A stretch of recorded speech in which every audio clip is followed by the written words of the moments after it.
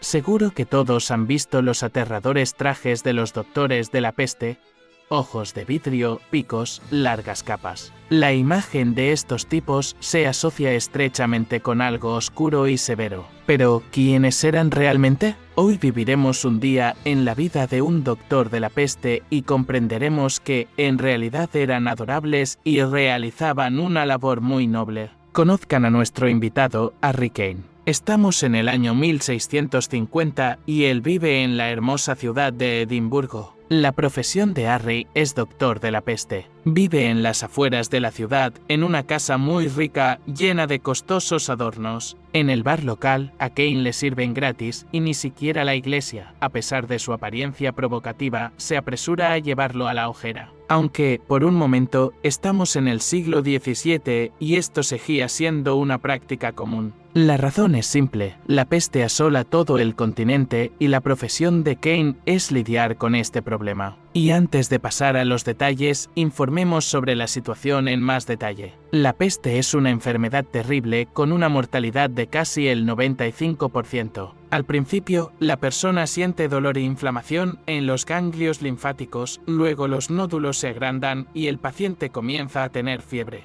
Durante un periodo de 2 a 12 días, el infectado también puede enfrentar neumonía bubónica y con una alta probabilidad morir. Los ganglios linfáticos inflamados tienen una apariencia específica y tal hinchazón se llama bubón. Es por esta característica que en diversas fuentes la peste medieval se llama más comúnmente peste bubónica. Como probablemente sepan, la forma más segura de contraer la peste es la mordedura de una rata. Pero hay otro transmisor mucho más mortal: las pulgas. Son pequeñas, saltan y muerden a las personas y lo más aterrador es que transmiten la peste perfectamente, al igual que los humanos. Se puede contagiar tanto por contacto con una persona como por vía aérea. En nuestro tiempo, la peste se trata fácilmente con antibióticos como la streptomicina o sus análogos. Pero la primera vacuna se probó solo en 1934, por lo que a nuestros antepasados les fue bastante difícil. Contrariamente al estereotipo, la peste no es una enfermedad exclusivamente medieval. Hay menciones de ella en la Biblia en el capítulo que describe la guerra entre Israel y los filisteos.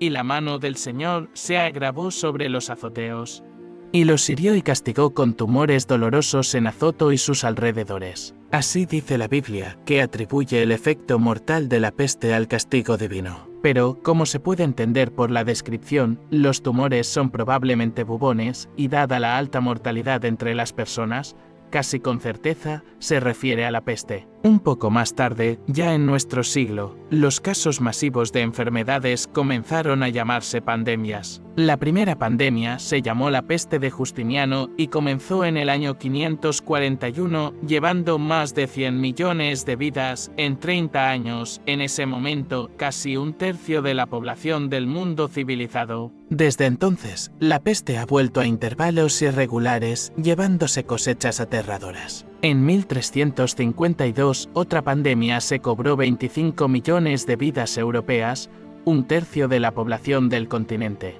Casi toda la historia de la humanidad, la peste ha ido de la mano con las personas. Incluso después de la invención de las vacunas, en India, entre principios del siglo XX y 1973, la enfermedad se cobró más de 12 millones de vidas. Pero en la muy avanzada en términos de medicina, URSS, durante todo el periodo de existencia del Estado, la peste cobró 2000 vidas. La razón es simple: en la URSS había sus propios doctores de la peste. Su trabajo estaba estrictamente clasificado, pero respetado. Se creó una red completa de instituciones que monitoreaban la peste, verificando ratas y pulgas de países potencialmente peligrosos. La red vive hasta el día de hoy, y gracias a la URSS, la CEI no sufre de la peste. Pero en Edimburgo en 1650, nuestro pobre Harry Kane no podía presumir de tal cosa. Toda la rica herencia de la medicina griega y romana fue anulada con éxito por la Iglesia, que lo consideraba un asunto no aprobado por Dios. Al enfermar, la gente primero llamaba al sacerdote, considerando a los doctores como excéntricos. De ahí las cifras salvajes de mortalidad que finalmente llevaron a la aparición de doctores de la peste como Harry.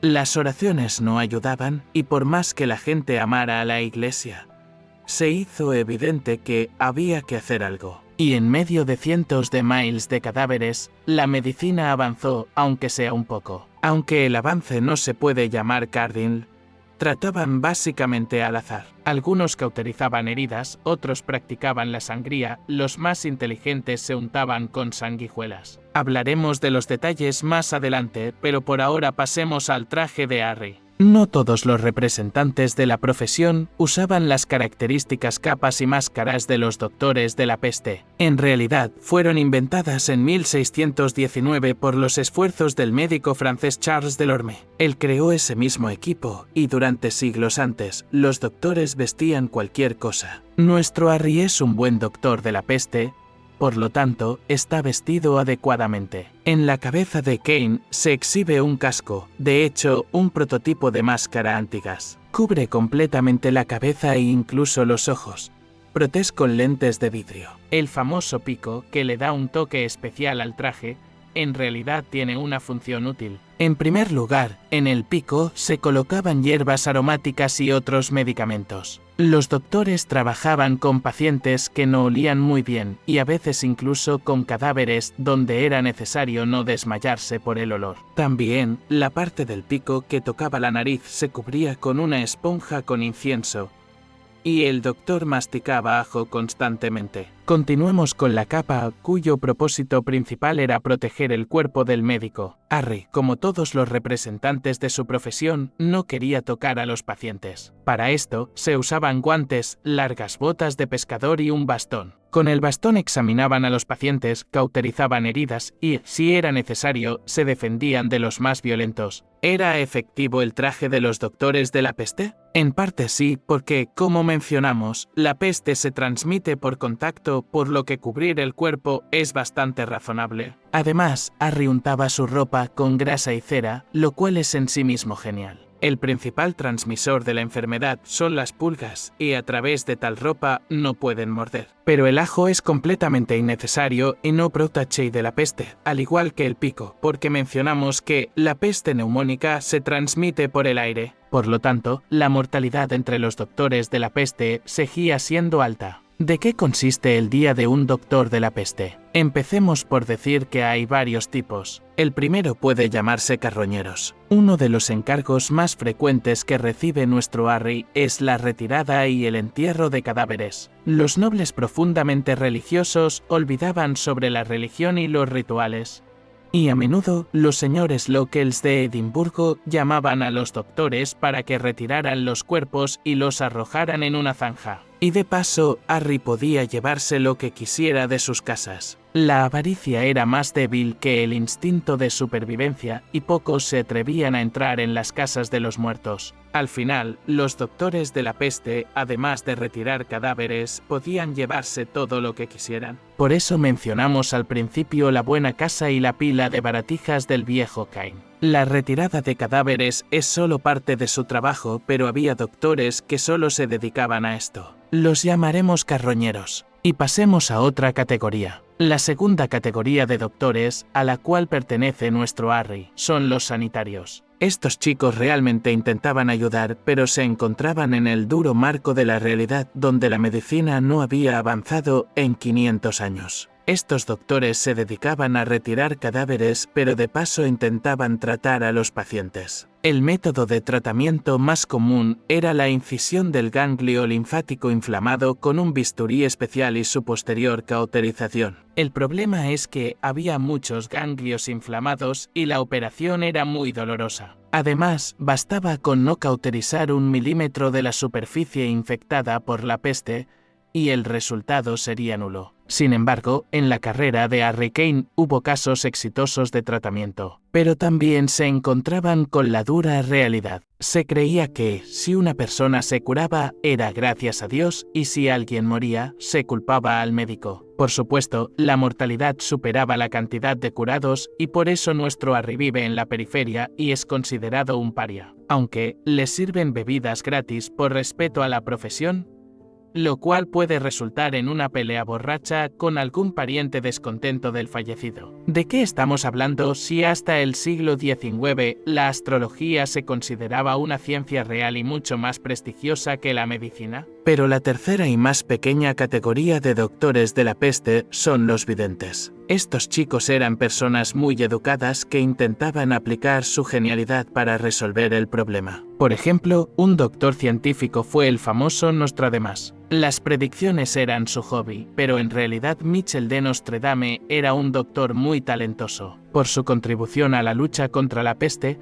el parlamento de una de las regiones de Francia incluso le otorgó a Nostradamus una pensión vitalicia. Había otros chicos como el cirujano Deschamps. Al descubrir que tenía la peste, el joven se aisló de la sociedad y durante una semana cortaba y exprimía sistemáticamente las pústulas de la peste, luego las cauterizaba. Esto funcionó, y Deschamps intentó aplicar sus conocimientos en la práctica general. Desafortunadamente, no funcionó muy bien. El asesinato de la herencia romana y el culto de la Iglesia no eran la única razón. Había una total falta de higiene en el mundo, donde no lavarse durante un par de meses era algo común. Y la suciedad, como todos saben, es la mejor amiga de las pulgas. Los doctores de la peste eran uno de los últimos recursos a los que los poderosos del mundo se aferraban para salvar sus traseros. Aunque no los amaban mucho, cualquier ciudad necesitaba a estos chicos. Por eso, nuestro Harry Kane también estaba bajo contrato con el alcalde local. El salario mensual del chico era de impresionantes 110 libras. Un momento, eso son 6,5 toneladas de carne de res o 220 kilogramos por día. Un carpintero común ganaba el salario mensual de Harry en 2 años. Para comparar, un año de alquiler de un apartamento de lujo en la calle central de la ciudad costaba alrededor de 50 libras. Incluso en la casta más baja de los doctores de la peste,